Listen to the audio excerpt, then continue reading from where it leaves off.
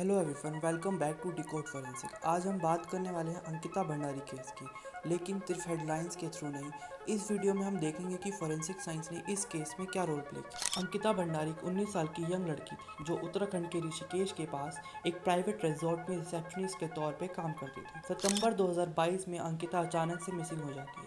Family तुरंत missing complaint file करती है। फॉरेंसिक इन्वेस्टिगेशन के पहला इंपॉर्टेंट कॉन्सेप्ट यही अप्लाई होता है, लास्ट सीन थ्योरी। अंकिता, जो लास्ट टाइम पे रिजॉर्ट के स्टाफ के साथ देखी गई, अंकिता की डेड बॉडी एक कैनाल से रिकवर होती है। यहीं से केस मिसिंग से कन्वर्ट होकर सस्पेक्टेड होमोसाइड बन जाता है। Investigation, forensic expert official involve हो जाते हैं। पोस्टमार्टम फॉरेंसिक साइंस का बैकबोन होता है। डॉक्टर्स ने डिटरमाइन किया cause of death, manner of death, approximate time since death. Report के अकॉर्डिंग अंकिता की डेथ ड्राउनिंग से हुई, लेकिन बॉडी पर जो इंजरीज मिली उन्होंने सुसाइड और एक्सीडेंट डेथ को रिजेक्ट कर दिया। इंजरीज क्लियरली सजेस्ट कर रही थी कि अंकिता को फोर्सफुली कैनाल में धक्का दिया गया है। ड्राउनिंग केस में डाई आइटम टेस्ट का यूज़ किया जाता है।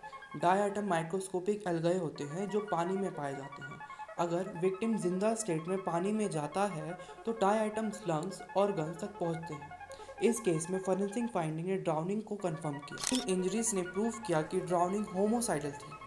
क्राइम सीन सिर्फ एक जगह नहीं होती, बल्कि इवेंट्स की एक साइंटिफिकली स्टोरी होती है। इन्वेस्टिगेटर ने रिजॉर्ट एरिया, सराउंडिंग रोड्स और कैनाल रूट को एनालाइज किया। रिकंस्ट्रक्शन से ये क्लियर हुआ कि अंकिता को कहाँ से लेकर जाया गया था, किस जगह पर फोर्स यूज हुई थी और एविडेंस डिस्ट्रॉय करने की कोशिश कहाँ हुई।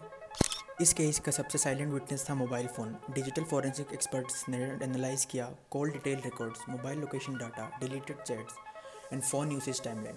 डिलीटेड डाटा का फॉरेंसिक मीनिंग होता है intent to hide in evidence. Forensic investigation में टाइमलाइन सबसे पावरफुल टूल होता है।